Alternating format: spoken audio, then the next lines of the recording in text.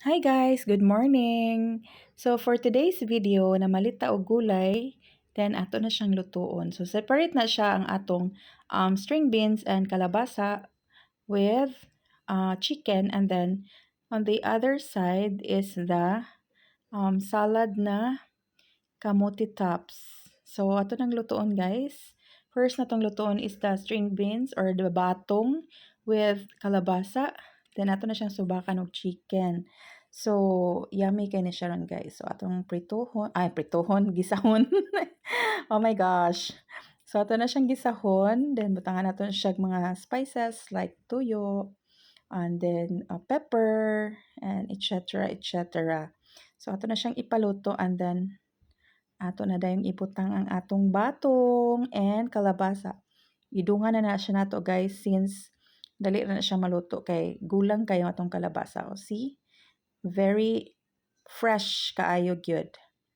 And then ato sana siyang gisahon or ukayon before ta mag-add og water gamay para maluto jud ang atong veggies. So di na siya naghanon guys. Gamay lang jud siya. Then ipa-boil nato na siya, and then let's add toyo. So ano na siya? Dali lang gid na siya, very quick. And they kuno sad mag-ato na sang i-blanch ang ato ang kamote tops. So dali ra pud gyapon na siya, mga 30 seconds ana, para dili lang gyud na siya kuan kanang sana di siya ma-overcook. And then ready naman ang atong mga lamas. So ito na siyang i-prepare. Oh, na siya isuka. Timplado na siya guys. Ato na siyang butangan taod-taod og pepper again para lami gid siya. Diba?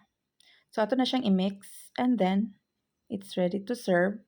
Paabot na lang ta sa atong rice. So, ano ni siya ang atong gulay o ang atong gulay char. Ang atong salad o ang atong gulay. O di ba, mga tawa lang tayo, good vibes, good charot lang. O di ba? So mga una ta guys, and thank you for watching our videos, and keep healthy everyone. Bye.